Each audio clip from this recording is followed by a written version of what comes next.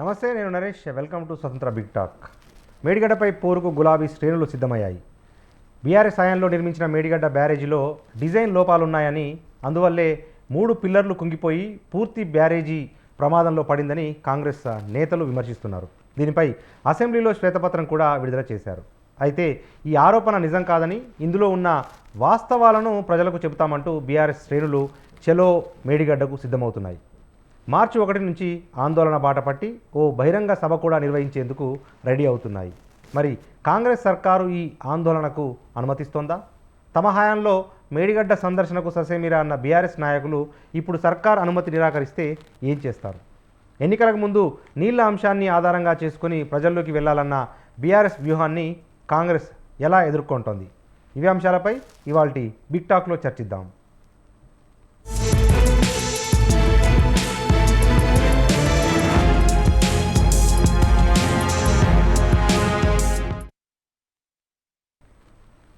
Right, ఇదే అంశంపై చర్చించేందుకు మనతో పాటు మన స్టూడియోలో అందుబాటులో ఉన్నారు బీఆర్ఎస్ రాష్ట్ర నాయకులు పల్లె రవికుమార్ గౌడ్ గారు. వారితో పాటు TPCC legal cell vice chairman Kampalli Udayakanth garu కూడా మనకు లైవ్లో అందుబాటులో ఉన్నారు. వారితో పాటు బీజేపీ రాష్ట్ర నాయకులు సునీతారెడ్డి గారు అందుబాటులో ఉన్నారు. అందరికీ వెల్కమ్. మొదట మనం బీఆర్ఎస్ సీనియర్ నాయకులు పల్లె రవికుమార్ గౌడ్ దగ్గరికి వెళ్దాం. రవికుమార్ గౌడ్ గారు, ఏంటి ఇప్పుడు మొన్న అసెంబ్లీలో చర్చ జరిగింది మేడిగడ్డకు సంబంధించి. ప్రభుత్వముతో పాటు నిపుణులు సందర్శించి మొత్తము రాష్ట్ర వ్యాప్తంగా విజువల్స్, దాని తర్వాత అంతా మొత్తం చూపించారు. తిరిగి ఎందుకు బీఆర్ఎస్ అక్కడ ప్లాన్ చేస్తుంది మేడిగడ్డకు? ప్రభుత్వం అడిగినప్పుడు మీరు పోలేదు, ఇప్పుడు మళ్ళీ ఎందుకు ప్లాన్ చేస్తున్నారు? స్వతంత్ర టీవీ ప్రేక్షకులకు, మిత్రులు అందరికీ, ప్యానెల్లో ఉన్నటువంటి మిత్రులు అందరికీ కూడా నమస్కారం. ఎందుకు అంటే దానికి సంబంధించినటువంటి చర్చ జరిగినప్పుడు అసెంబ్లీలో పార్టీ తరఫున కేటీఆర్ గారు, హరీష్ రావు గారు, కడియం శ్రీహరి గారు, మిగతా వాళ్ళందరూ కూడా చాలా స్పష్టంగా మాట్లాడారు, చెప్పింది.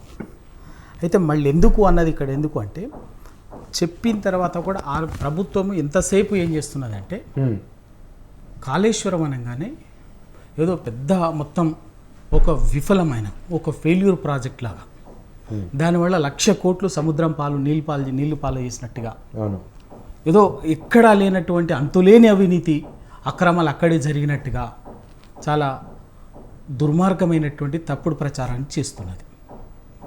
చేయటమే కాకుండా ఇంకా మొత్తం ఈ 10 సంవత్సరాలు జరిగినటువంటి దాన్ని 10 సంవత్సరాలు జరిగినటువంటి ప్రయత్నము అసలు అది తెలంగాణ సమాజం మంచి కోసం కానీ లేదా ప్రజల కష్టాలు తీర్చడం కోసం కానీ చేసినట్టుగా కాకుండా, కేవలం ఏదో దానికోసం చేసినట్టుగా ఒక పదే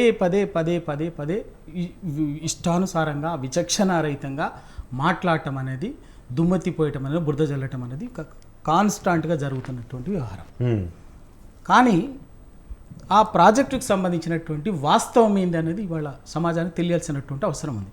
అందుకే ఆ రోజు కూడా దీంట్లో అవినీతి, అక్రమాలు ఇవన్నీ మాట్లాడినప్పుడు కూడా మా పార్టీ తరఫునే మాట్లాడిన సభలు, అసెంబ్లీలో మాట్లాడినటువంటి వాళ్ళు అధికారికంగానే రైట్, మీరు ఖచ్చితంగా దాన్ని మీరు ఏ విచారణ చేస్తారో, ఎంక్వైరీ ఆఫ్ కమిషన్ అపాయింట్ చేస్తారా, లేకపోతే సిట్టింగ్ జడ్జితో చేస్తారా, దీన్ని చేస్తారా, చెయ్యండి అని చెప్పేసి చెప్పిండు. అధికారికంగా డిమాండ్ చేసింది కూడా టీఆర్ఎస్ ప్రభుత్వమే, బహిరంగంగా అదేం దాపరికం కాదు. ఇట్ ఈస్ రికార్డెడ్, జరిగింది. అయినప్పటికీ కూడా మాట్లాడుతున్నటువంటిది, ప్రచారం చేస్తున్నటువంటిది ఏంటంటే, ఒక్కడొక్క పొరపాటు జరిగింది. ఒకటేంటిది, ఆ ప్రాజెక్టులో, కాళేశ్వరం ప్రాజెక్టులో మేడిగడ్డ అనేటువంటి బ్యారాజ్ దగ్గర దాంట్లో 8 బ్లాక్లు ఉంటే, ఒక బ్లాక్లో ఉన్నటువంటి మొత్తం 84 పియర్స్ ఉంటే, పిల్లర్లు ఉంటే, వాటిలో ఒక బ్లాక్లో ఒక 3 పిల్లర్ల దగ్గర వచ్చింది.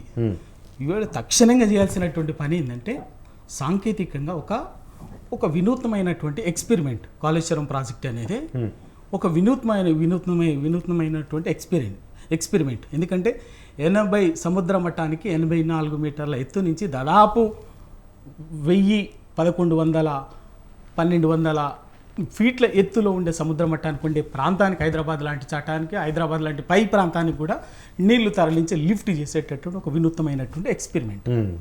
రివర్స్ పంకింగ్, దాంట్లో మిగతా అవన్నీ కూడా ఉన్నాయి. దాంట్లో ఇది ఒకటి బ్యారాజ్లో జరిగినటువంటి ఒక చిన్న టెక్నికల్ ఇష్యూ. దాన్ని తప్పనిసరిగా రెక్టిఫై చేయటం సాంకేతికంగా చేయాలి, సరిదిద్దాలి ఏంది అనేది. ఆ పని చేయకుండా, ఆ ప్రయత్నం చేయకుండా ఎంతసేపు రాజకీయంగా దుష్ప్రచారం చేసి, రాజకీయంగా తప్పుడు చేసి, అసలు ఈ ప్రాజెక్టే పనికి మాలినటువంటిది, నిరర్ధకమైందన్నటువంటి ఒక ప్రచారాన్ని పదే మాట్లాడుతున్నందుకు వాస్తవం ఏందనేది వాళ్ళ సమాజానికి చెప్పడం కోసమే వాళ్ళ బీఆర్ఎస్ పార్టీ, కేసీఆర్ గారు, వర్కింగ్ ప్రెసిడెంట్ కేటీఆర్ గారు, హరీష్ రావు గారు అందరూ కూర్చొని నిర్ణయించి అందరి నుంచి వచ్చేటువంటి సూచన మేరకు మనం వైనాట్ వాళ్ళ మనమే ఆ రోజే చెప్పిను. ఆ రోజే ప్రభుత్వమే అధికారికంగా అసెంబ్లీ నుంచి ఎమ్మెల్యేలందరూ తీసుకుపోవాలన్నప్పుడు కూడా ఆ రోజే మా పార్టీ చెప్పింది. తర్వాత మేమే ఖచ్చితంగా పోయిస్తాం, పోతాం సమాజానికి చెప్తాం. కేసీఆర్ గారు కూడా అధికారికంగా చెప్పింది. అందులో భాగంగానే ఇవాళ తీసుకుపోవడం జరుగుతున్నది. అక్కడ అది చర్చ ఏం జరిగింది, అసలు కాళేశ్వరం బ్యారేజ్ అంటే, కాళేశ్వరం ప్రాజెక్ట్ అంటే ఏంది, ఆ కాళేశ్వరం మొత్తం ప్రాజెక్టుగా బ్రాడ్గా కాళేశ్వరం ప్రాజెక్ట్ ఏంది, ఆ కాళేశ్వరం ప్రాజెక్టులో మేడిగడ్డ ఏంది, సుందిల్ అయింది, అన్నారం ఏంది, మొత్తం టోటల్ మల్లన్న సాగర్ ఇక్కడి వరకు ప్రతి బస్వాపూర్ రిజర్వాయర్ ఇవన్నీ కూడా ఇవన్నీ ఉన్నాయి కదా. మొత్తంగా వాటన్నిటిని మొత్తం దానికి సంబంధించిన సమగ్రంగా ఇవాళ తెలంగాణ సమాజానికి తెలియజేయటమే రేపు ఉద్దేశం.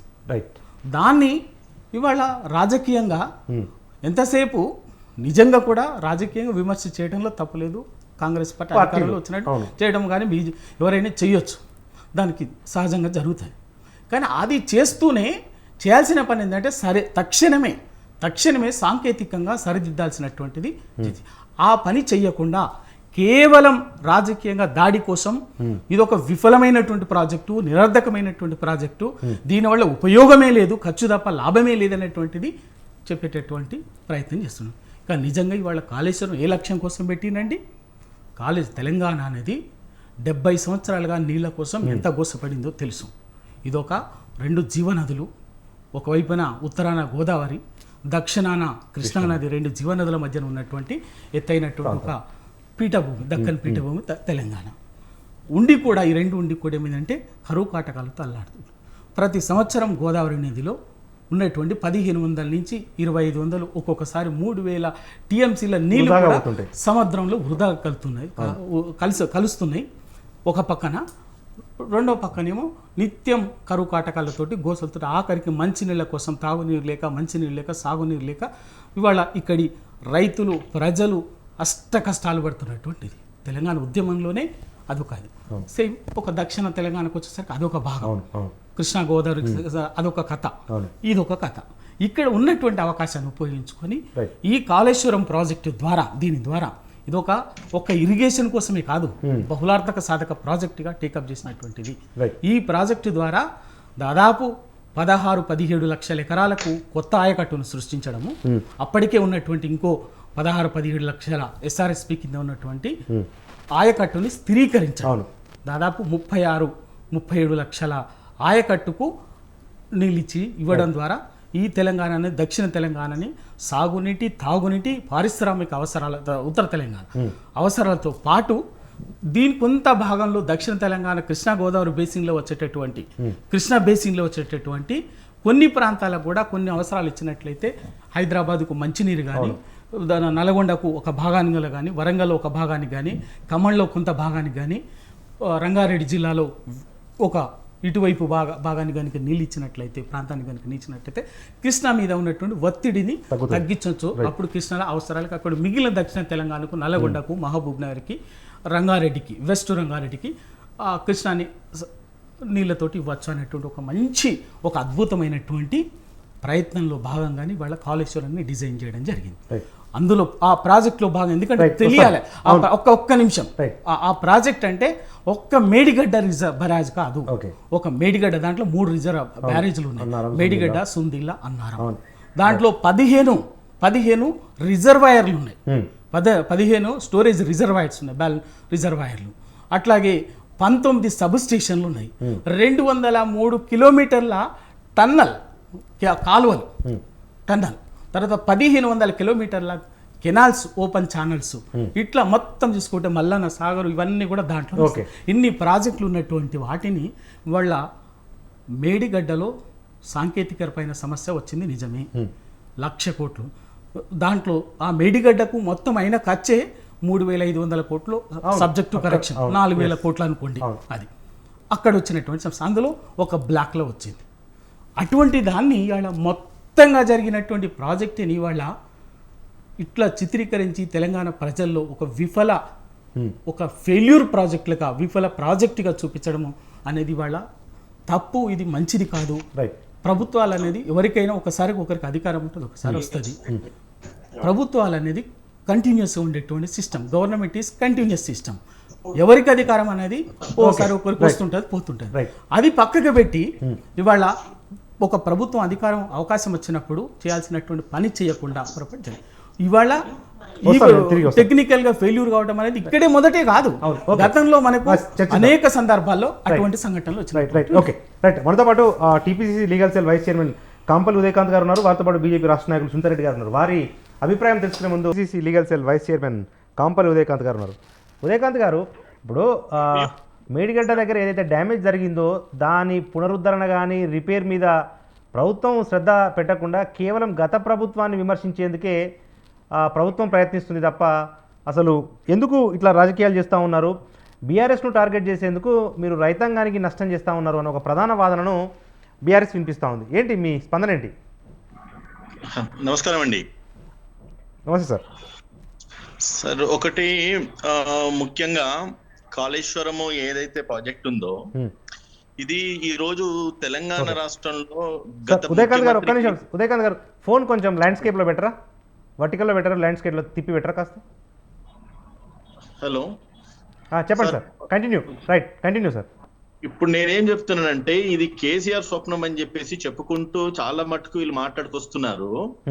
అంటే వీళ్ళు చేసే దొంగ పనులన్నీ చేయాలి, వీళ్ళు చేసే దోపిడీ అన్నింటినీ తెలంగాణ రాష్ట్ర ప్రజలు భరించాలి. ప్రతిపక్షం కింద ఉన్నప్పుడు గత ప్రభుత్వంలో మేము భరించాలి, అధికార పక్షంలోకి వచ్చిన తర్వాత కూడా మేము భరించాలన్నది ఇది వాళ్ళ అమాయకత్వం తప్ప మరొకటి కాదని చెప్పి తెలియజేస్తా ఉన్నాను మొట్టమొదటిగా. తర్వాత వివరాలకు వెళ్తే ఈ రోజు ఏదైతే కాళేశ్వరం ప్రాజెక్ట్ ఉన్నదో ఇది గత ప్రభుత్వంలో, అంటే రాజశేఖర్ రెడ్డి గారు ముఖ్యమంత్రి ఉన్నప్పుడు కాళేశ్వరం ప్రాజెక్ట్ ని ఆయన ఇంట్రడ్యూస్ చేసిన కాన్సెప్ట్ ఇది.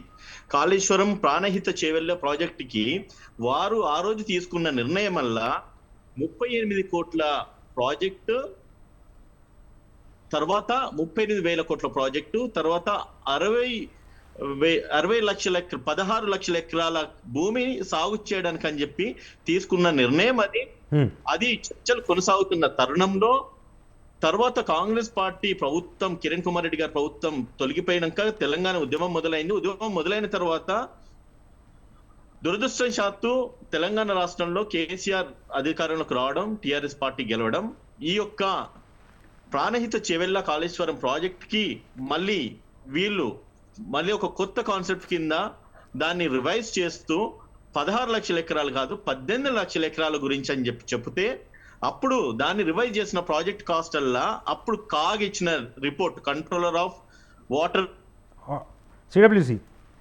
ఇచ్చిన రిపోర్టు, సెంట్రల్ వాటర్ కమిషన్ వాళ్ళు ఇచ్చిన రిపోర్ట్ లో 80,000 కోట్ల ప్రాజెక్ట్ అని చెప్పడం జరిగింది. దాని ఎస్టిమేషన్ అప్పుడు ఇచ్చింది. అది 80,000 కోట్లకి 16 లక్షల ఎకరాలకి నీళ్లు సాగు చేయాలన్నది అప్పుడు సిడబ్ల్యూసి ఇచ్చిన రిపోర్టు.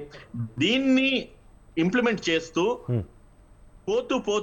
పోతూ ఉంటే ఈ రోజుకు వచ్చిన బడ్జెట్ అల్లా 1,50,000 కోట్ల రూపాయలు. ఇదంతా కూడా కేసీఆర్ హయాంలో, కేసీఆర్ ఆధ్వర్యంలో జరిగిందా కాదన్నది ఈ రోజు బీఆర్ఎస్ శ్రేణులు, బీఆర్ఎస్ నాయకులు ఈ రోజు టీవీ డిబేట్ లో మాట్లాడుతున్న వారేనైతేనేమి, లేదంటే గనక ఈ రోజు ప్రెస్ మీట్ లో మాట్లాడిన మన కేటీఆర్ ఏమంటున్నాడంటే మేము ప్రాజెక్ట్ కి వెళ్ళేసి మేము విజిట్ చేసేసి మేము నిజ నిజాలు ప్రజలకు తీరుస్తానేసి అన్నారు. వాళ్ళు ఈ రోజు నిజ నిజాలు ప్రజలకు తీర్చాల్సిన అవసరం లేదు. గడిచిన 4 రోజుల క్రితమే మా ముఖ్యమంత్రి గారు, ఇరిగేషన్ మంత్రి గారు, శ్రీధర్ బాబు గారు కానీ, లేకపోతే మా ఎమ్మెల్యేలు, ఎంపీలు, మంత్రులు అంతా కూడా వెళ్ళేసి కాళేశ్వరం యొక్క నిజ స్వరూపాన్ని ప్రజలకు చూపించడం జరిగింది. ఇది వాస్తవం, ఇది ప్రజలకు తెలిసిపోయింది. ఇంకా మేమేదో రాజకీయం చేస్తున్నాం అనేది కాదు. ఎప్పుడైతే కాంగ్రెస్ ఏదైతే ప్రపోజల్ సిడబ్ల్యూసి ఇచ్చిందో దాన్ని ఎన్హాన్స్ చేస్తూ 80,000 కోట్ల రూపాయల ప్రాజెక్ట్ ను కాస్త 1,50,000 కోట్ల రూపాయలకు చేసినప్పుడే టిఆర్ఎస్ పార్టీ యొక్క వ్యూహం, వారి యొక్క కుట్ర, వాళ్ళు తెలంగాణ రాష్ట్ర ప్రజలనైతేనేమి, తెలంగాణ రాష్ట్ర సంపదను ఏ విధంగా దోచుకోవాలనుకున్నారో అక్కడే పట్టబయలైపోయింది. ఈ రోజు మేమేదైతే వివరాలు బయటికి తీసున్నామో, ఏదైతే ప్రజలకు నిజాలు బయటికి రావాలన్న ఒక దృక్పథంతో మేము ప్రజల్లోకి వెళ్తున్నామో, కేసీఆర్ గత ప్రభుత్వం ఏ విధంగా అయితే తెలంగాణ రాష్ట్ర ప్రజల్ని ఎన్ని లక్షల కోట్ల రూపాయల ఒక ప్రాజెక్ట్ ని ఎన్ని వేల కోట్ల రూపాయల కుంభకోణం చేసింది అన్న అన్నిటిని కూడా ప్రజల్లోకి తీసుకువెళ్లాలన్నదే మా యొక్క మొట్టమొదటి మా ప్రయాణం, మా ఒక ప్రయాసం, మా యొక్క లక్ష్యం. అది ప్రజల్లోకి వెళ్తుంది. దాని తర్వాత దాన్ని రిపేర్లు చేయండి, మరమ్మతులు చేయండి అని ఈ రోజు బీఆర్ఎస్ నాయకులు గంట కొట్టుకుంటూ మాట్లాడుతున్నారు. ఆ మాత్రం ఇంగితం మాకు లేదని కాదు, మా ముఖ్యమంత్రి గారికి లేదని కాదు. ఖచ్చితంగా దాని మీద జ్యుడిషియల్ ఎంక్వైరీ పెట్టించడం జరుగుతా ఉన్నది. దాని మీద ఎంక్వైరీ చేస్తాము. అదే విధంగా మీరు చూపించుతున్న ఈ సవితి తల్లి ప్రేమలు ఈ మాత్రం ఇప్పటితోని ముగించుకొని, మాకు తెలుసు తెలంగాణ రాష్ట్ర ప్రజలకు ఏ విధంగా నీరు చెందాలో, లేదంటే తెలంగాణ రాష్ట్రాలకి సాగునీరు గాని తాగునీరు గాని ఏ విధంగా అందచేయాలో. ఇది కేసీఆర్ స్వప్నం కాదు, కేసీఆర్ తీసుకొచ్చిన ప్రాజెక్ట్ కాదు. గతాన్ని ఒకసారి చరిత్రలోకి వెళ్ళి చూస్తే, వాస్తవాలు ఆలోచిస్తే ఈ స్వప్నం గత కాంగ్రెస్ పార్టీ ప్రభుత్వంది. రాజశేఖర్ రెడ్డి గారు ఇంప్లిమెంట్ చేసిన ఈ యొక్క స్కీము, ఈ యొక్క కాళేశ్వరం ప్రాణహిత చేవెళ్లే ప్రాజెక్టు, దీన్ని దుర్మార్గంగా వాళ్ళు కాంట్రాక్టర్లతో చేతి కలిపి వాళ్ళతో కుమ్ముక్కైన తర్వాత ఆ ఒక బిల్లులు పెంచిందే కాక వాళ్ళ యొక్క కన్స్ట్రక్షన్స్ ఏ విధంగా ఉన్నాయి, వాటి యొక్క లోటుపాట్లు ఏవైతున్నాయి అన్ని కూడా బట్టబయలు చేసినారు. ఈ రోజు ఈ ఇష్యూ కూడా గత అంటే 2023 అక్టోబర్ 21 తారీఖు నాడు గమనించడం జరిగింది. అప్పటి నుంచి డిసెంబర్ 3 తారీఖు దాకా కూడా బీఆర్ఎస్ పార్టీ అధికారంలోకి ఉంది. అధికారంలో ఉన్న పార్టీ ఏ రోజు కూడా వీటి గురించి మాట్లాడలేదు, వీటి గురించి బయటికి తీయలేదు. ఎందుకని ఈ రోజు ప్రశ్నిస్తా ఉన్నాము. ఎందుకంటే ఎన్నికలు వచ్చినాయి కాబట్టి, ఒకవేళ బయటికి తీస్తే వాళ్ళ పరువు పోతుంది కాబట్టి దాన్ని దాచినారు. ప్రజలు అదృష్టం శాత్తు ప్రభుత్వాలు మారాల్సిన అవసరం ఉన్నది. టిఆర్ఎస్ కర్మ అట్లా గాలి ఆ విషయం బయటకు వచ్చింది. ఈ రోజు ఎలక్షన్ల తీర్పు రూపకంగా ఈ రోజు వాళ్ళు ఇచ్చిన నిర్ణయం ఇది. సో వాళ్ళ నిర్ణయం స్వాగతించాల్సిన అవసరం ఉన్నది. వీరు ఏదైతే కుంభకోణం చేసిండ్రో, ఏవైతే అవకతవకలు జరిగినాయో దీని మీద జ్యుడిషియల్ ఎంక్వైరీ పెట్టిస్తున్నారు. ఎవరైతే ఇన్వాల్వ్ అయి ఉన్నారో, కాంట్రాక్టర్లే కావచ్చు, ముఖ్యమంత్రి కావచ్చు, నాటి ఇరిగేషన్ మినిస్టరే కావచ్చు, అందరిని కూడా బజార్కి ఈడుస్తారు. దీనికి మేము సిద్ధమే. ఈ రోజు కేటీఆర్ మాట్లాడుతున్న మాట, ఆనాడు ముఖ్యమంత్రి రేవంత్ రెడ్డి గారు కాళేశ్వరం విజిట్ చేయడానికి వెళ్ళేటప్పుడు వాళ్ళని ఇన్వైట్ చేయడం జరిగింది, వాళ్ళని రమ్మని అడగడం జరిగింది. దాని మీద కూడా బీఆర్ఎస్ పార్టీ ఎక్కడ కూడా స్పందించలేదు, ఎక్కడ కూడా మాట్లాడలేదు. ఆ విషయం గమనించాల్సిన అవసరం ఉంది. ఇదే విషయాన్ని చర్చించడానికి అసెంబ్లీ సాక్షిగా అసెంబ్లీకి రమ్మని చెప్పేసి కేసీఆర్ ను ప్రతిపక్ష నాయకుడిగా పిలిస్తే కూడా వాళ్ళు పలకలేదు. ఈ రోజు దాకా కూడా దాని మీద ఈ రోజు గడిచిన ముఖ్యమంత్రి గారు నోరు మీద పడలేదు. ఇవన్నీ తప్పులు వాళ్ళ కింద పెట్టుకొని ఈ రోజు మేం చేసిన దాన్ని వీళ్ళు ఏదో సౌత్ తల్లి ప్రేమలు ఉలికబుచ్చినట్టుగా తెలంగాణ రాష్ట్ర రైతుల మీద, ప్రజల మీద వీళ్ళకే ప్రేమ ఉన్నది, మాకు ప్రేమ లేదని చెప్పేసి మాట్లాడుతూ ఉన్నారు. వీళ్ళన్ని కూడా షట్ డౌన్ చేసుకోవాలి, వీళ్ళ స్టేట్మెంట్స్ అన్ని విత్డ్రా చేసుకోవాలి. నువ్వు 1 తారీఖు వస్తావా, 2 తారీఖు వస్తావా, నువ్వు బ్యారేజ్ కాడికి రా, వాస్తవాలు నువ్వు ప్రజలకు చెప్పు. ప్రజాక్షేత్రంలో ప్రజా కోట్లనే మీ యొక్క అరాచకాలను, మీ యొక్క దోపిడిని బట్టబయలు చేస్తారు కాంగ్రెస్ పార్టీ అని చెప్పి తెలియజేస్తారు. రైట్. మనతో పాటు బీజేపీ రాష్ట్ర నాయకురాలు సునీతారెడ్డి గారు ఉన్నారు. సునీతారెడ్డి గారు, అంటే ఇప్పుడు రాజకీయ పరంగా బీఆర్ఎస్ కాంగ్రెస్ వాదనలు చేసుకుంటున్న నేపథ్యంలో 1-2 రోజుల్లో మన అసెంబ్లీ సమావేశంలో కూడా ఇరిగేషన్ శాఖ మంత్రి ఉత్తమ్ కుమార్ రెడ్డి గారు ఒక మాట అన్నారు. అదేంటంటే, మేము నేషనల్ డ్యామ్ సేఫ్టీ అధికారులను ఇన్వైట్ చేశాము, వాళ్ళు 1-2 రోజుల్లో వచ్చి పూర్తిగా దీన్ని అధ్యయనం చేస్తారు, దాని తర్వాతనే తదుపరి చర్యలు ఉంటాయి అని చెప్పి ప్రభుత్వం చెప్పింది అసెంబ్లీ వేదికగా. కానీ ఇప్పటి వరకు నేషనల్ డ్యామ్ సేఫ్టీ అధికారులు కేంద్రం నుంచి వచ్చింది లేదు, సలహాలు సూచనలు చేసింది లేదు. ఏం చెప్తారు దీనికి సంబంధించి? డిబేట్లో పాల్గొన్న మిత్రులందరికీ నమస్కారం. ఇప్పుడు డ్యామ్ సేఫ్టీ అథారిటీ వాళ్ళు ఎప్పుడైతే డ్యాము కాలమ్స్ కుంగిపోయిన వెంటనే కిషన్ రెడ్డి గారు డ్యామ్ సేఫ్టీ అథారిటీ వాళ్లకు లెటర్ రాయడం జరిగింది. ఒక బాధ్యతగా, ఒక సెంట్రల్ మినిస్టర్గా, ఈ రాష్ట్ర అధ్యక్షులుగా, ఒక బాధ్యతాయుతమైన పౌరుడిగా అసలు ఏం జరిగింది ఇక్కడ, ఎందుకు అంటే అంతకు ముందు ఏ ఒక్కరిని కూడా అక్కడికి పోనీయని పరిస్థితి, అదొక నిషేధిత ప్రాంతంగా పహారా పెట్టి ఏ ఒక్కరిని కూడా ఆ ఏరియా కూడా రానివ్వని పరిస్థితి మనం చూసాము. ఎందుకంటే అప్పుడు మోటార్లు మునిగిపోయినాయి, కాలువలకు అవి ఏమంటారు, కాలువలు కూడా మొత్తం కూలిపోవడం జరిగింది. ఇవన్నీ జరుగుతున్నాయని వాళ్ళకి తెలిసినాక ఇప్పుడు ప్రజలు చూసినా, ఎవరు మీడియా వాళ్ళు చూసినా, ఇంకెవరు చూసినా కూడా బదనాం అవుతామని ఆ ఏరియాకు నిషేధిత ప్రాంతంగా ప్రకటించిన విధంగా ఒక పాకిస్తాన్ ఇండియా బార్డర్ సెక్యూరిటీలో ఎంత ఫోర్స్ పెట్టిరో అంత ఫోర్స్ పెట్టి ఒక చీమన్ దొమ్మని పోనీయకుండా కాపలా పెట్టిండ్రు. ఆ సందర్భంలో అవి మనకు October 21 నాడు అవి కుంగిపోవడం జరిగింది. 5 కాలమ్స్ 6 కాలమ్స్ కూలిపోయినాయి. అవి కుంగిపోయినప్పుడు హుటాహుటిన కిషన్ రెడ్డి గారు వెళ్ళిండ్రు, వాటిని సందర్శించిండ్రు, అక్కడ ఉన్న డ్యామేజ్ చూసిండ్రు, డ్యామ్ సేఫ్టీ అథారిటీ వాళ్ళకు రాసిండ్రు. వాళ్ళు ఇమ్మీడియట్ గా రెస్పాండ్ అయ్యారు, వచ్చిండ్రు, చూసిండ్రు. వాళ్ళు దాన్ని పరిశీలించినాక ఏం చెప్పిండ్రు అనేది మనకు చాలా ఇంపార్టెంట్. ఎందుకు అంటే ఇక్కడ వాళ్ళు చెప్పింది ఏంది, అసలు వాళ్ళు ఇంజనీరింగ్ విషయంలో ఫెయిల్ అయ్యిండ్రు, డిజైనింగ్ లో ఫెయిల్ అయ్యిండ్రు, క్వాలిటీలో ఫెయిల్ అయ్యిండ్రు, ప్రతి ఒక్క అంశంలో ఫెయిల్ అయ్యిండ్రు. ఇంకొకటి ఏంది అంటే అసలు అది నీళ్లు నింపితే ఉంటుందో మొత్తం కూలిపోతుందో కూడా తెలియదు. అక్కడ మొత్తం టెక్నికల్ ఫెయిల్యూర్ అనేది వాళ్ళు చెప్పిండ్రు. నిర్లక్ష్యం కూడా అని చెప్పిండ్రు. అది ఇప్పుడే కాదు, 2019లోనే ఈ విధంగా జరిగింది, అది వీళ్ళు పట్టించుకోలేదని చెప్పడం కూడా జరిగింది. వాళ్ళు 20 అంశాలలో వీళ్ళ వివరాలు అడిగితే వీళ్ళు ఇవ్వలేని పరిస్థితి కూడా మనం చూసినాం. 11 అంశాలకు 10 అంశాలకు ఇచ్చి మిగతా వాటికి దాటేసిండ్రు, పట్టించుకొని పరిస్థితి చూసిండ్రు. చూసినాక ఇప్పుడు వచ్చేసి మేము ఉరుకుతాం, మేము చూస్తాం అంటే ఇన్ని రోజుల నుంచి ఏం చేసిండ్రు? 2019లోనే దానికి పగుళ్ళు వచ్చినాయి. 2019 నుంచే దానికి మెయింటెనెన్స్ లేదు. ఇవన్నీ మీకు తెలుసు, మీ ఇంజనీర్లు కూడా మీకు చెప్పే ఉంటారు. మీరు మళ్ళా గవర్నమెంట్ మాదే వస్తుంది, ఏమైతుందిలే అని నిర్లక్ష్యంతో ఈ రోజు వచ్చి మళ్ళీ పరిశీలిస్తాం, మళ్ళీ ఉరుకుతాం, మళ్ళీ యాత్ర పెడతాం. వీళ్ళొకసారి యాత్ర, వాళ్ళొకసారి యాత్ర. ఇక కాంగ్రెస్ పార్టీ వాళ్ళైతే ఇక టూరిస్ట్ యాత్ర లాగా ఒకసారి రాహుల్ గాంధీ గారు వచ్చారు, ఒకసారి మంత్రుల బృందం పోయినరు, ఒకసారి ఎమ్మెల్యేలంతా పోయినరు, ఒకసారికి మన రేవంత్ రెడ్డి గారు పోయినరు. ఇలా యాత్రలు ఎన్ని రోజులు పెడతారు? ఇంకా అక్కడ ఖచ్చితంగా డ్యామ్ సేఫ్టీ అథారిటీ వాళ్ళు, ట్యాగ్ వాళ్ళు ఇవన్నీ చెప్పడం జరిగింది. ఇక్కడ టెక్నాలజీ పరంగా టోటల్ ఫెయిల్యూర్, మెయింటెనెన్స్ పరంగా టోటల్ ఫెయిల్యూర్, ఇక్కడ ఇంజనీర్ పరంగా టోటల్ ఫెయిల్యూర్, క్వాలిటీ కంట్రోల్ అసలు లేనే లేదు. ఆ మేడిగడ్డనే కాకుండా సుందిల్లా అన్నారం కూడా ఇదే టెక్నాలజీతో కట్టారు కాబట్టి అవి కూడా ఈ విధంగానే ఉంటాయి. దీంట్లో నీళ్లు నింపితే ప్రమాదము అని చెప్పడంతో నీళ్లు కూడా మనం విడిచిపెట్టడం జరిగింది. నీళ్లు కూడా మనము కింద నుంచి దాదాపు 10,000 కోట్ల రూపాయల కరెంటు బిల్లులు పెట్టి నీళ్ళు ఎత్తిపోసుకొని మళ్ళీ ఆ నీళ్ళనన్నిటి మళ్ళీ సముద్రంలోకి వదిలేసి ఈ విధంగా లక్షల కోట్ల లాస్ చేసుకుంటూ ఇవాళ వచ్చి సందర్శించి ఏం చేస్తారు? ఏమైంది? 3 కాలమ్స్ కూలినాయి, 2 కాలమ్స్ కూలినాయి, మళ్ళీ కొట్టి కడతాం అని చాలా ఈజీగా చెప్తున్నారండి. ఏదో కొంచెం ఏదో పెవికాలు పెట్టి అతికిద్దాంలే, అది సరిపోతుంది, ఏమైతుంది, అది కూడా లేదా, ఆ ప్రాజెక్టు కూడా లేదా, ఈ ప్రాజెక్టు కూడా లేదా, ఇది కాలేదా, అది కాలేదు. ఇంకా అలా సమర్థించుకోవడానికి కొంచెమైనా ఏమైనా ఉండాలి. ఇంకా నాకు బూతులు మాట్లాడితే బాగుండదు కానీ కొంచెం కూడా వాళ్ళకి నాయకులకు సిగ్గు అనిపిస్తలేదేమో అనిపిస్తుంది.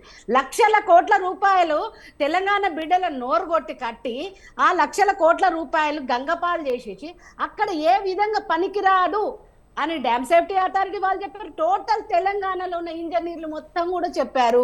ఇక్కడ ఈయన ఏదో బాదరాగా నా పేరు రికార్డ్స్ అయిపోవాలి, బుర్జ్ ఖలీఫా దానికంటే ఎక్కువ టెక్నాలజీ ఉండాలి అని చెప్పి ఈయన కట్టిండు. దీంట్లో మనకు గమ్మత్తైన విషయాలు చాలా ఉన్నాయండి. ఒకే రోజు 1,80,000 క్యూబిక్ మీటర్ల కాంక్రీటు ఒకే రోజు పోసిండ్రట సార్. ఎక్కడైనా జరుగుద్దా?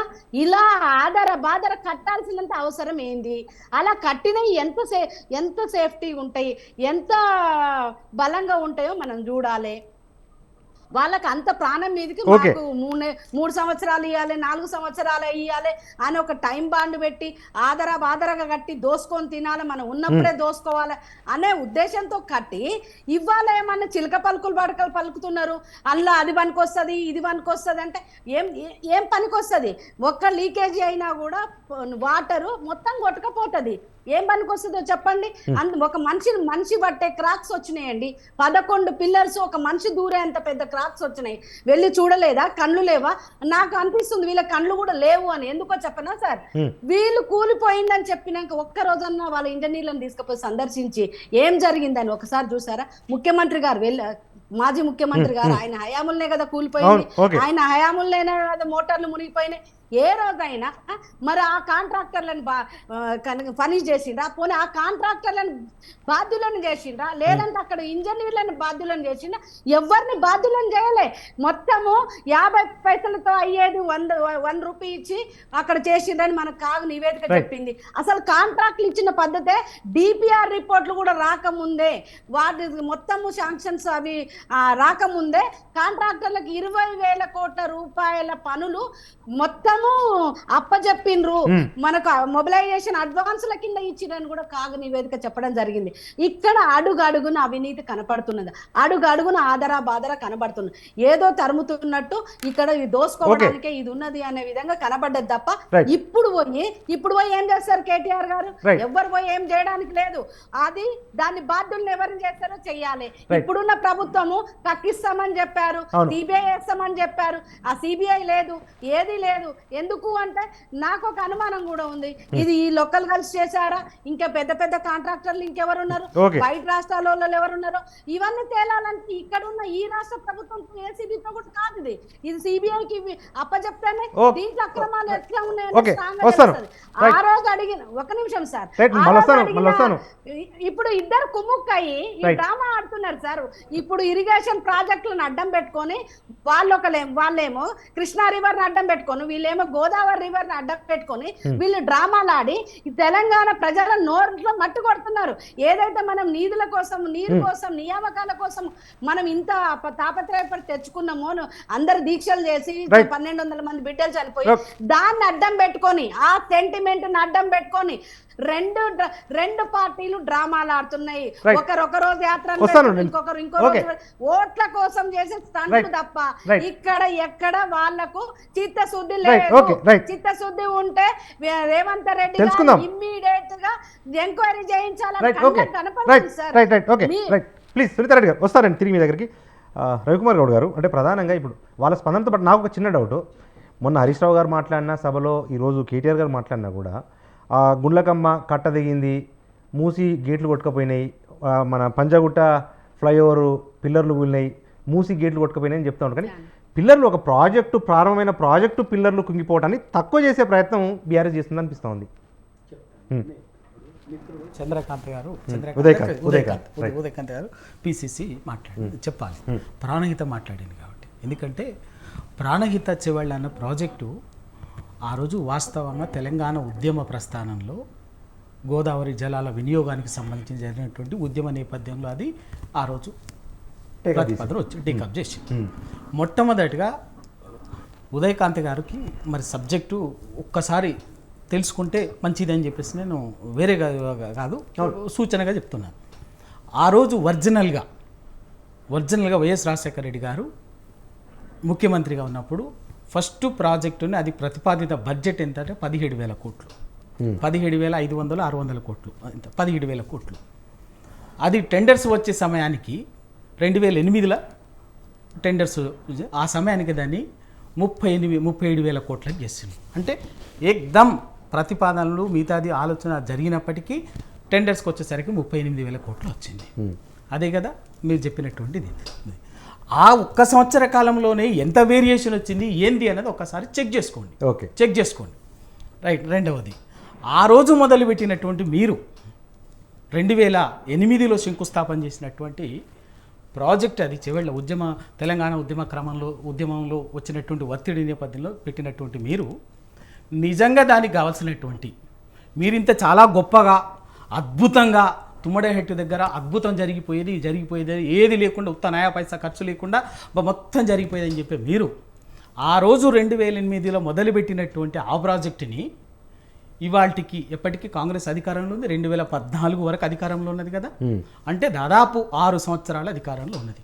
ఆ 6 ఏళ్లలో మీరు కనీసం 60% 70% పూర్తి చేస్తుంటే, అనుమతులు తెచ్చుంటే ఇవాళ మీరు చెప్పే వాదనకు ఓ అర్థం ఉండుండేది. ఇవాళ కనీసము ఒక్క పర్మిషన్స్ తేలే. ఆ రోజు ఆ ప్రాజెక్టుకు ప్రధాన అభ్యంతరం ఏంది? మహారాష్ట్ర ప్రభుత్వము ఇవన్నీ బసిబుసి మారేడుకాయ చెప్పి మాట్లాడి రాజకీయాల కోసం మళ్ళీ ఎదుటి వాళ్ళని రెచ్చగొట్టడము, తప్పుడు ప్రచారం చేయడము, వాళ్ళకి తెలిసిందే నిజం అని చెప్పి వాదించడము, మిగతా వాళ్ళు చెప్పింది అనేది కనీసం అర్థం చేసుకోకపోకుండా, కనీసం ఆ ప్రయత్నం చేయకుండా మాట్లాడటం అనేది బాగా ఇది జరుగుతున్నది. ఆ రోజు మహారాష్ట్ర ప్రభుత్వం మనకు వచ్చినటువంటి పేచీ ఏంటంటే 152 మీటర్ల ఎత్తుకు మేము అంగీకరించేది లేదనేది మహారాష్ట్ర ప్రభుత్వం. ఏది మనం అవును, వాళ్ళు 148కి ఎటువంటి పరిస్థితుల్లో కూడా మేము అంగీకరించేది లేదని మహారాష్ట్ర. ఈ మధ్యలో జరిగినటువంటిది మిగతాది ఏది కూడా జరగలే.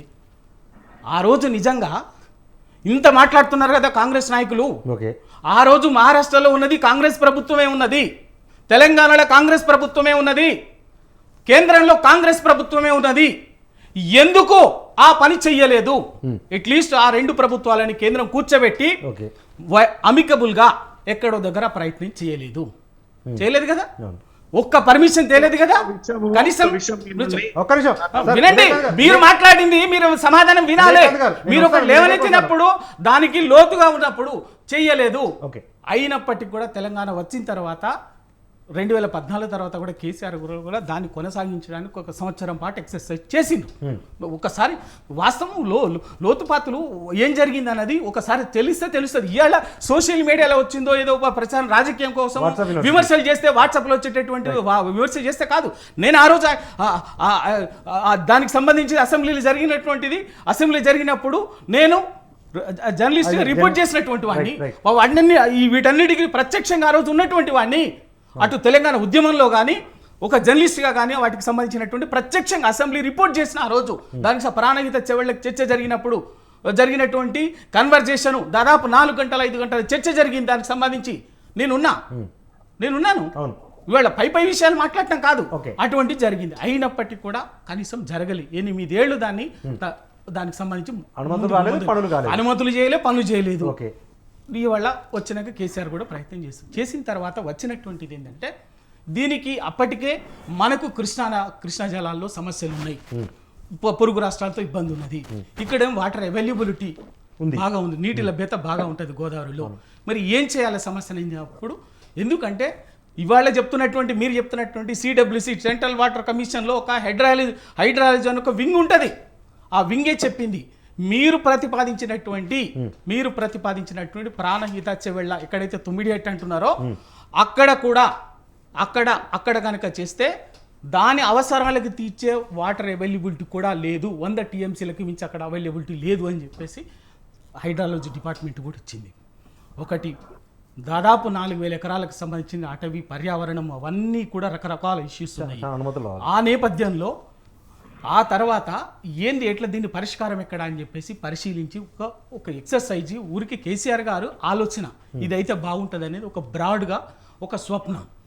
దాన్ని ఒక ఇంజనీరింగ్ ఎక్స్పర్ట్స్ తెలంగాణ అంటే మనసుతోటి రాజకీయాల కోసం తెలంగాణ గురించి మాట్లాడము, తెలంగాణ ప్రయోజనాల గురించి మాట్లాడేటోళ్ళు కాదు, మనసుతోటి ఆలోచిస్తే తెలంగాణ రైతాంగం కోసం అర్థమవుతుంది. దానికి మనసు పెట్టి ఆలోచించి ఆ ప్రయత్నంలో భాగంగా ఎక్స్ట్రాక్ట్ అయినటువంటిదే వాళ్ళ కాళేశ్వరం కిందికి వచ్చేసి ఎక్కడైతే గోదావరిలో వాటర్ కూడా ఎక్కడ ఉందంటే అంతకుముందే పైన ఉన్నటువంటి మన కడెం ప్రాజెక్ట్ కానీ కడెం నది కానీ ఉపనదులు ఉన్నాయి. కడెం ఉపనది మధ్య గోదావరి స్వర్ణ నది వచ్చి కలిసిన తర్వాత అక్కడ అది కొంత నీళ్ళు వాటర్ లేదు. ఎక్కడొస్తుంది అంటే ఇది పెనుగంగా మన ప్రాణహిత వచ్చి కలిసిన తర్వాత అక్కడి తర్వాత వాటర్ అవైలబిలిటీ ఉంది. అది ఎక్కడ అంటే దాదాపు ఇవాళ ప్రతిపాదించినటువంటి కాళేశ్వరము మేడిగడ్డ పరిసరాల్లో కలుస్తుంది. అక్కడికి వచ్చేసరికి అవైలబిలిటీ ఎంత ఉంటుందంటే దాదాపు 284 TMCలు అవైలబిలిటీ ఉంటుంది. మన అవసరాలు తెలంగాణకు దక్షిణ ఇప్పుడు ఉన్నటువంటి మనం ప్రాజెక్టు మనం ఇవాళ ప్రాణహిత చెవెళ్ళ కావచ్చు, పేరు కాళేశ్వరం కావచ్చు, దాని అవసరాలు దాదాపు 35-40 లక్షల ఎకరాలు, ఒక 17-18 లక్షల ఎకరాలకు కొత్త ఆయకట్టుకి ఇవ్వటము, ఇంకో 17-18 లక్షల ఎకరాలకు స్థిరీకరించడం. దానికోసం టార్గెట్గా అవసరమైనటువంటి వాటర్ అనేది అవైలబిలిటీ కోసం చేసినటువంటి ప్రయత్నము కిందనే ఉన్నది. అది సెంట్రల్ వాటర్ కమిషన్ కూడా ఇచ్చినటువంటి విషయం, అది చెప్పినటువంటిది. అది దాన్ని చేసి ఎక్సర్సైజ్ చేసి అప్పుడు ఇక్కడ అవుతుంటుందని దానికి ఎట్లా అని చెప్పేసి ఆ ప్రాసెస్లో భాగంగానే మేడిగడ్డ దగ్గర బ్యారేజ్, దాని కాళేశ్వరం అనేది ఆ పరిసరాల సంగమ ప్రాంతం కాబట్టి ప్రాణహిత గోదావరి సంగమం కింద కట్టినటువంటి ఆ కాళేశ్వరం అక్కడ కాబట్టి హిస్టారికల్ ప్లేస్గా కాళేశ్వరం అని కాళేశ్వరం పేరు పెట్టుకున్నాం. కాళేశ్వరం దాని నుంచి అక్కడి నుంచి తీసుకొచ్చి ప్రతిపాదించినటువంటిది. ఇవాళ ఆ ప్రాజెక్టు మీద ఈ కాళేశ్వరం దానికి ప్రతిపాదించినటువంటి ప్రాజెక్టులో ఆ మొత్తం ఇది ఒక కాళేశ్వరం అనే ప్రాజెక్టే మేడిగడ్డ అనేది బ్యారేజ్, సుందీల్ అనేది బ్యారేజ్, అన్నారం అనేది ఒక బ్యారేజ్. ఈ మేడిగడ్డ నుంచి దాంట్లో నుంచి అక్కడి నుంచి వెళ్దాం ఇట్లా ఇదని ఇంకా మళ్ళీ ఇంకా డీటెయిల్గా చేసుకుంటా పోతే ఎక్కడి వరకు అంటే మొత్తంగా 140 TMCలని స్టోరేజ్ చేసుకునేటువంటి రిజర్వాయర్లు కట్టినాం. 19 సబ్ స్టేషన్లు కట్టడం జరిగింది. 19 సబ్ స్టేషన్లు, 15 రిజర్వాయర్స్, దాదాపు అంటే 140 TMCల నిల్వ చేసుకునేటటువంటిది. మొత్తంగా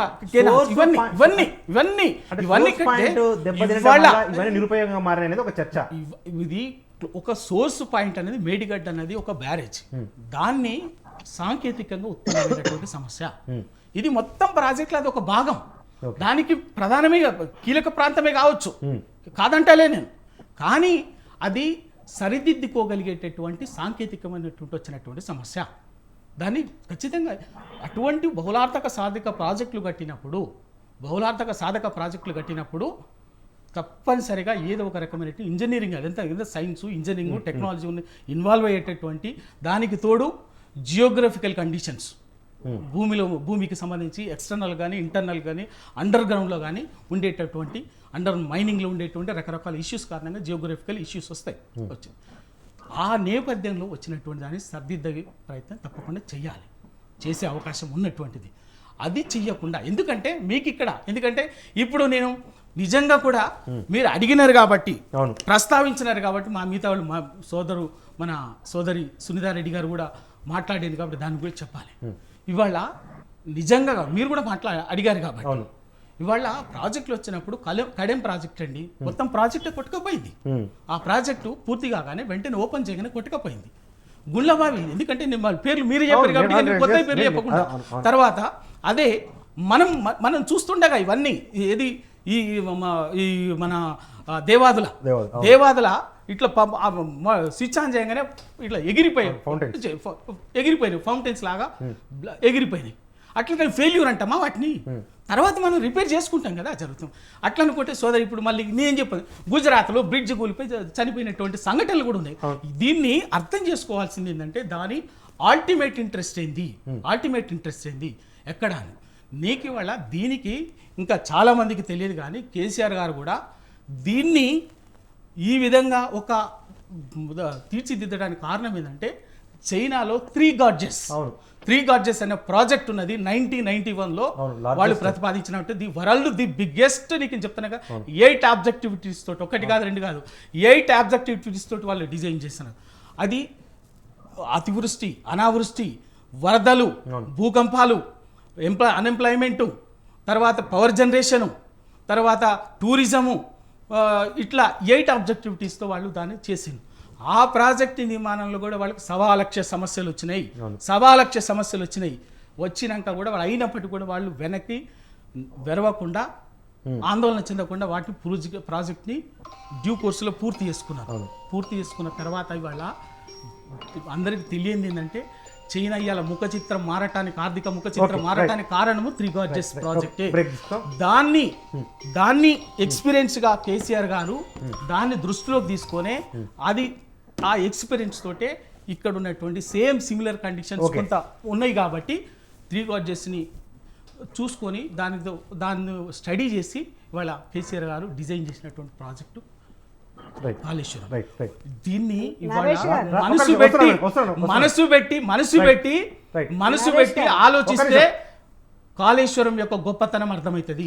రాజకీయాల కోసం మాట్లాడితే ఏమైనా రాద్దాంతాలే. తెలుసుకుందాం. TPCC legal cell vice chairman Kampalli Udayakanth garu ఉన్నారు, బీజేపీ రాష్ట్ర నాయకులు సునీతారెడ్డి గారు ఉన్నారు. బీఆర్ఎస్ లేవనెత్తిన ప్రశ్నలకు ఏం సమాధానం చెప్తారో. TPCC legal cell vice chairman Kampalli Udayakanth garu ఉన్నారు.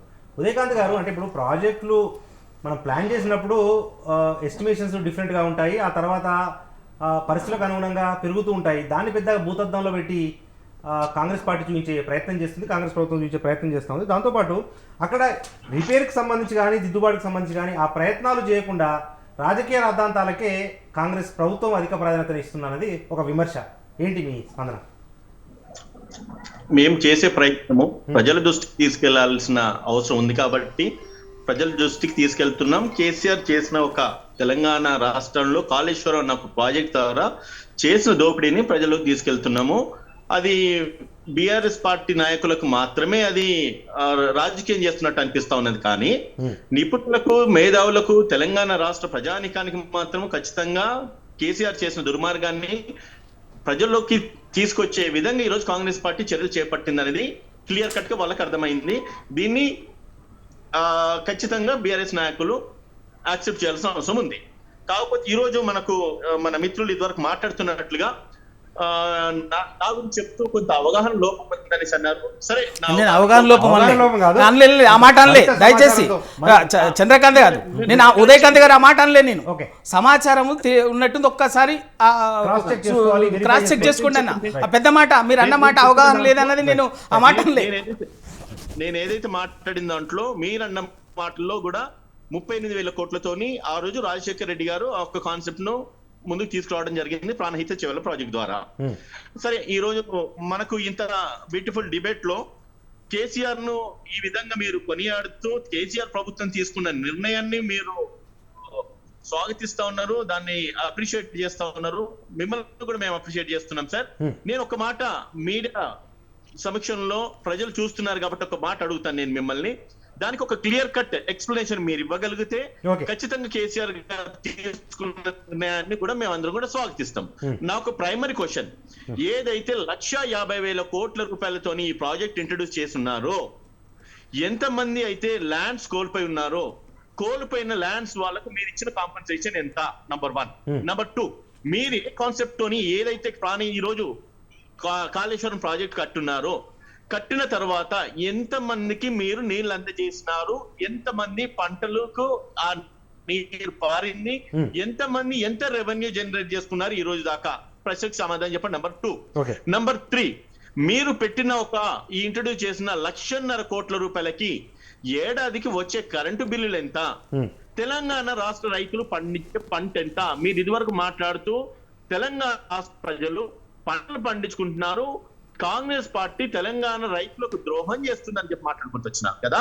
మీకు కాంగ్రెస్ తెలంగాణ రైతుల మీద చిత్తశుద్ధి ఉంటే మీరు అక్వైర్ చేసిన ల్యాండ్, మీరు కట్టిన కాంపన్సేషన్, తర్వాత ఎంతమంది ల్యాండ్స్ అక్వైర్ చేసిన తర్వాత మీరు నన్ను కంప్లీట్ చేయనివ్వండి. చెప్పండి, ఎంతమంది ల్యాండ్స్ అక్వైర్ చేసిన తర్వాత మీ నీరు ఎంతమందికి పంపిణీ చేసినారు, ఎంతమందికి లాభం చేకూరింది, తద్వారా ఎన్ని పంటలు పండినాయి, ఎంత రెవెన్యూ జనరేట్ అయింది రైతులకి, మీరు కట్టిన కరెంటు బిల్లు, మీరు ప్రాజెక్టుకు ఇంట్రడ్యూస్ చేసిన ప్రాజెక్ట్ కు అయిన ఖర్చుకు తగిన ఎస్టిమేషన్ కు తగిన వడ్డీ ఎంత, మీరు గవర్నమెంట్ కు, స్టేట్ ట్రెజరీకి మీరు దాని ద్వారా వచ్చిన లాభాన్ని మీరు ఏ రకంగా సమకూర్చినారు తెలంగాణ రాష్ట్ర ప్రజలకి అనేది మీరు ఒకసారి మేధావులు, ఎందుకంటే మీరు 2008 అప్పటి నుంచి కూడా అసెంబ్లీ చర్చల్లో రాజశేఖర్ రెడ్డి గారు తీసుకున్న నిర్ణయాలు అప్పటి నుంచి కూడా మీరు అసెంబ్లీలో ఉన్నా అని చెప్పి మీరు అన్నారు. కాబట్టి మా అదృష్టం ఈ రోజు ఈ యొక్క అంటే ఉదయకాంత్ గారు, ఈ ప్రాజెక్ట్ ను మనము లాభ నష్టాలు బేరీజ్ వేసుకోవద్దు, రాష్ట్ర ఖజానా ఎంత ఖర్చు చేశాము, ఖజానాకు ఎంత ఆదాయం సమకూరింది అన్న కోణంలో కాకుండా ఎంతమంది ప్రజలకు ఉపయోగకరంగా ఉన్నది అనేది చూడాలనేది ఒక ఆర్గ్యుమెంట్. నేను అదే మాట్లాడుతున్నాను సార్. ఇది ఎవరి జేబులకి వచ్చిన ప్రజల పైసలు కాదు. ఇది మీరు మాట్లాడుతున్న రవితల మీద మీరు ప్రేమలు చూపించినారు కదా. ఇది తెలంగాణ రాష్ట్ర ప్రజల యొక్క నిధులను, డబ్బులను, వాళ్ళ చెమటని, రక్తమును ఏదైతే ట్యాక్స్ ల రూపకంగా కట్టున్నారో దాన్ని ఒక ప్రాజెక్ట్ రూపకంగా మీరు ఇంట్రడ్యూస్ చేసేసి 1,50,000 కోట్ల రూపాయలు పెట్టి ఒక ప్రాజెక్ట్ కట్టినారు కదా. మీరు కట్టిన డబ్బును మరి తెలంగాణ రాష్ట్ర ప్రజలకి, తెలంగాణ రాష్ట్ర ఖజానాకి ఏ విధంగా జస్టిఫికేషన్, స్పెసిఫికేషన్ చేస్తారనేది ఒక్కసారి ఈ డిబేట్ ఒక 2 నిమిషాలు మీరు వివరిస్తే అందరం కూడా సాల్యూట్ కొడతాం. ఫస్ట్ మనం ఒక 2 minutes సునీతారెడ్డి గారి వర్షన్ విందాం. సునీతారెడ్డి గారు, ఇంతకుముందు ఏదో చెప్పబోతున్నారు సార్. ఇప్పుడు మీకు మన డ్యామ్ సేఫ్టీ అథారిటీ వాళ్ళు ఇచ్చిన రిపోర్ట్ మీకు టీవీలో చూపించండి. ఏమి ఇచ్చింది వాళ్ళు? మేడిగడ్డ బ్యారేజ్ పునాదులతో సహా తొలగించి మళ్ళీ నిర్మించాలి, అప్పుడు కానీ అది పనికి రాదు అని చెప్పడం జరిగింది. మనము వాళ్ళు డ్యామ్ సేఫ్టీ అథారిటీ వాళ్ళు ఇచ్చింది చూసినాము. ఇక కాంగ్రెస్ వాళ్ళ హయాంలో ఇది కూలింది, అది కడితే అది కూలింది, ఇది కడితే ఇది కూలింది చెప్తున్నారు. నేనేం చెప్తున్నానంటే సార్, కాంగ్రెస్ హయాంలో కూడా జలయజ్ఞంని ధనయజ్ఞంగా మార్చిండ్రు అని చెప్పి అన్ని వ్యవస్థలని అవినీతిమయం చేసిండ్రని చెప్పేసే మనము వాళ్ళని తిరస్కరించేశారు. దేశవ్యాప్తంగా ప్రజలు కాంగ్రెస్ పార్టీని తిరస్కరించేశారు. ఎందుకు అంటే ఇక ఇందుగలడు అందు లేదనకుండా అన్నిట్లలో అవినీతిమయం అయిపోయింది కాంగ్రెస్ పార్టీ. ఇప్పుడు మీరు వచ్చిండ్రు, మీరు వచ్చి ఏం చేసిర్రు, తుమ్మిడి హట్టిలో వీళ్ళు మొదలుపెట్టి చేవెళ్ళ ప్రాజెక్టు తీసుకురావాలని చెప్పేసి 38,000 కోట్లతో ఆ ప్రాజెక్టు తీసుకొచ్చి దానికి 9 నుంచి 11,000 కోట్ల రూపాయలు కూడా ఆనాడు ఖర్చు పెట్టిర్రు రాజశేఖర రెడ్డి గారి పీరియడ్లో. దాన్ని కాస్త అక్కడే ఆపేశారు. ఆపేశాక వీరు వచ్చిండ్రు. వీరు వచ్చేసి అక్కడి నుంచి కేసీఆర్ గారు ఏం చేసిండ్రు, అది కట్టి అదే కంటిన్యూ చేస్తే ఈయనకేం లాభం లేదు కదా. అక్కడి నుంచి ఈయన వచ్చేసి మొత్తం కిందకి తీసుకెళ్ళిపోయి మళ్ళీ మేడిగడ్డ దగ్గర ప్రాజెక్టు మొత్తం మళ్ళీ డిజైన్ చేసేసి కొత్త డిజైనింగ్ పెట్టేసి దాని నుంచి 125 మీటర్ల ఎత్తుకు నీళ్ళు ఎత్తిపోసేసి దానికి ఒక 500 అదేంటి కెపాసిటీ కరెంటు బిల్లులు వస్తాయి. 10,000 రూపాయలు కరెంటు బిల్లులు పెట్టి ఎత్తిపోసి మేడిగడ్డ నుంచి సుందిల్ల నుంచి కాళేశ్వరానికి ఇట్లా ఎత్తిపోసి మళ్ళీ వెనకకు మనకు రివర్స్ గేర్లో మనకు ఏదైతే మనకు ప్రవాహానికి ఎదురుగా అది కట్టకుండా ఎదురుగా కట్టేసి ఎత్తిపోసి మళ్ళీ తెచ్చుకునే పరిస్థితి కల్పించి ఈ రోజు తెలంగాణ బిడ్డలకు 25,000 కోట్ల రూపాయలు ప్రతి సంవత్సరం 12 సంవత్సరాలు మన నెత్తిన అప్పుల కుప్ప పెట్టడం జరిగింది. ఇక బ్రదర్ చెప్తున్నారు, మీ టీవీలో చూపిస్తున్నారు సైడ్ నుంచి మీరు ఆ మేడిగడ్డ డ్యామ్ ని ఏ విధంగా పగుళ్ళు వచ్చినాయో అవి కళ్ళతో చూసుకుంటూ కూడా చాలా ఈజీగా చెప్పడం జరుగుతూ ఉంది. అది మేము ఇంత గొప్పగా చేసాం, అంత గొప్పగా చేసాం, ఇంత కష్టపడ్డాం అన్నది మీరు రిజల్ట్ ఏంది? ఈ రిజల్ట్ అంతా అవినీతిమయం అనేది అన్ని వర్గాల నుంచి చెప్తున్నప్పుడు మీరు వచ్చేసి ఇంకా సమర్థించుకోకండి. సమర్థించుకుంటే ఇంకా ప్రజలు తిరస్కరిస్తారు. ఎందుకు అంటే అక్కడ ఒక్కటి కాదు సార్, మోటార్లు, సైడ్ వాల్స్, పిల్లర్స్ ప్రతి ఒక్కటి అక్కడ ఒక క్వాలిటీ లెస్గా ఉన్నాయి. కాబట్టి ఇంకా వీళ్ళు మేము ఇది కట్టాము, మేము అది కట్టాము, మా చెమటోడ్చి కట్టాము, మా కడుపు కట్టుకొని కట్టాము, మేము కళ్ళు ఓపెన్ చేసి కట్టాము, కుర్చీ వేసుకొని కట్టాము. అదే సార్, వాళ్ళు గిన్నీస్ బుక్ రికార్డుల కోసము ఇందాకనే చెప్పిన నేను ఏమని 1,80,000 క్యూబిక్ మీటర్ల కాంక్రీట్ సింగిల్ డే వచ్చిందంటే ఇంకా వరల్డ్ రికార్డు కాదు సార్. అది ఇంకేమన్నా ఉంటే కూడా దాని రికార్డు కూడా సృష్టిస్తారు. మేము బుర్జ్ ఖలీఫా కంటే గ్రేట్ గా మేము ఒక దీనికి తీసుకొస్తున్నామని చెప్పారు కానీ అది ఏ రకంగా పనికిరాదు అనేది రాజకీయంగా మనం చెప్పాల్సిన అవసరం లేదు, రాజకీయంగా మేము చెప్తున్నామని విమర్శించాల్సిన అవసరం లేదు.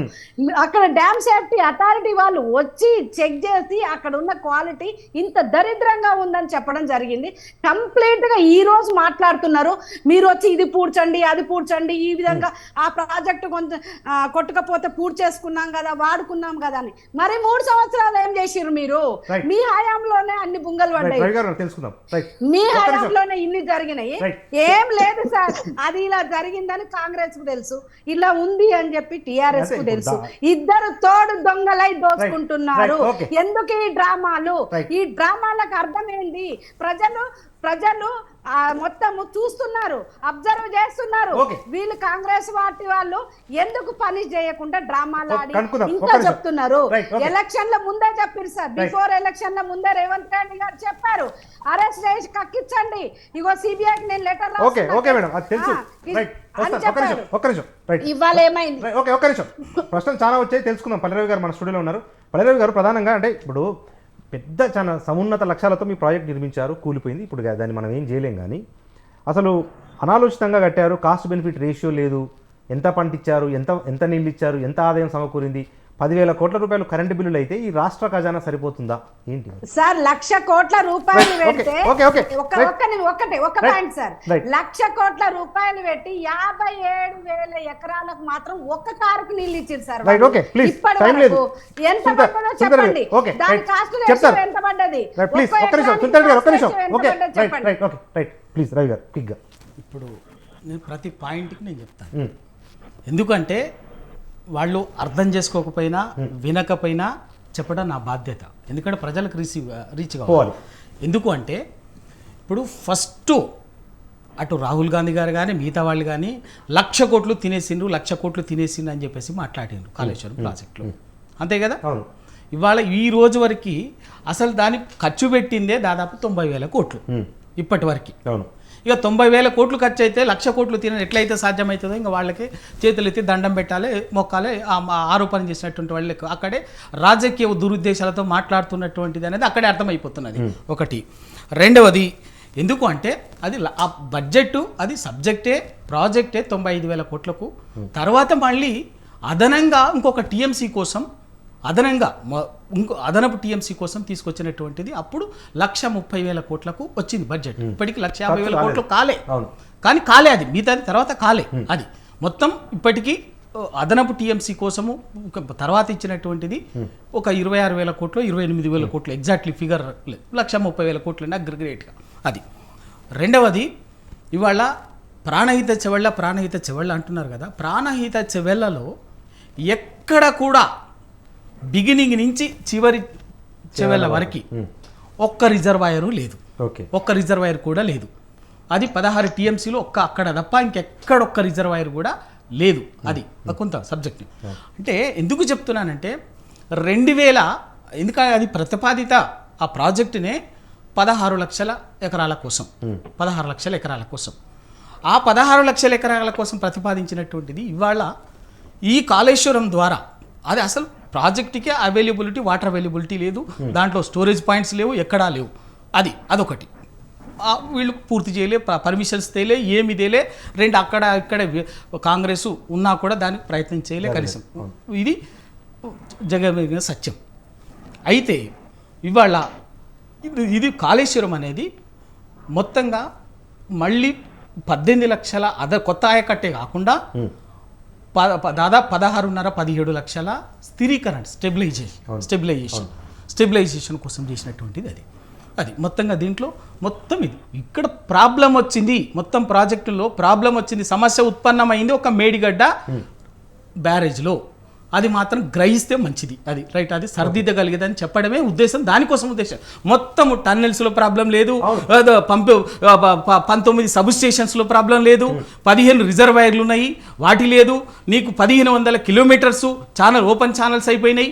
అవన్నీ కూడా ఊరికే కాలే కదా. బట్ ఇది ఏదైతే సమస్య వచ్చిందో ఆ సమస్య వచ్చినటువంటి దగ్గర ప్రాజెక్టు బ్యారేజ్కి సంబంధించింది 4,000 కోట్ల అది సరిదిద్దగలిగేది అనేది చెప్పేది. రెండవది మీరు ఇప్పుడు మిత్రులు కానీ మీరు కూడా ఇంకొకటి ఏంటంటే benefit and cost benefit ratio అని చెప్తున్నారు.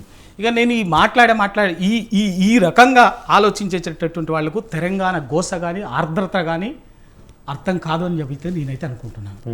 రాజకీయాల కోసం మాట్లాడితే ఇది అన్ని విషయాల్లో అన్ని రంగాలకు మౌలిక సదుపాయాల కల్పనకు సంబంధించిన విషయంలో ఎక్కడ కూడా బెనిఫిట్ కాస్ట్ అనే రేషియో ఉండదు. మరి నేను చేతులెత్తి దండం పెడతా ఆ వాదన చేసేటటువంటి వాళ్ళకి. ఎందుకంటే ఉదాహరణకు చెప్తాను, ఒక గవర్నమెంట్ స్కూల్ పెడతాము, 10 కోటి రూపాయలు పెట్టో గవర్నమెంట్ స్కూల్ పెడతాం, టీచర్లకు నెలకు లక్షల జీతాలు ఇస్తాం, చదువుతాము.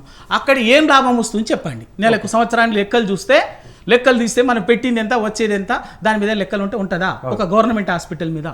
అది అర్థం చేసుకుంటే తప్ప మనసుతో అర్థం చేయాలి. ఎందుకంటే కాస్ట్ బెనిఫిట్ అనేది ఇక్కడ కాదు, ఇది వ్యాపారం కాదు, ఇది వ్యాపార ప్రయోజనం కోసమో పెట్టినటువంటి పెట్టుబడి అనేది ఇది ఎక్కడ అంటే రైతాంగానికి పంట రూపంలో ఒక ఉపాధి ఉంటుంది, దాంట్లో అనేక రంగాలకు సంబంధించినట్టు మౌలిక సదుపాయంలో భాగం కల్పనలో భాగంగా చూడాల్సి వస్తుంది.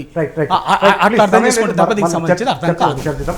ఇది వాళ్ళ బిగ్ టాక్. మన బిగ్ టాక్లో పార్టిసిపేట్ చేసిన గెస్టులు బీఆర్ఎస్ సీనియర్ నాయకులు Palli Ravikumar Goud garu, TPC legal cell vice chairman Kampalli Udayakanth garu, BJP రాష్ట్ర నాయకురాలు సునీతారెడ్డి గారు, అందరికీ కూడా ధన్యవాదాలు. ఇది వాళ్ళ బిగ్ టాక్. చూస్తూనే ఉండండి స్వతంత్ర.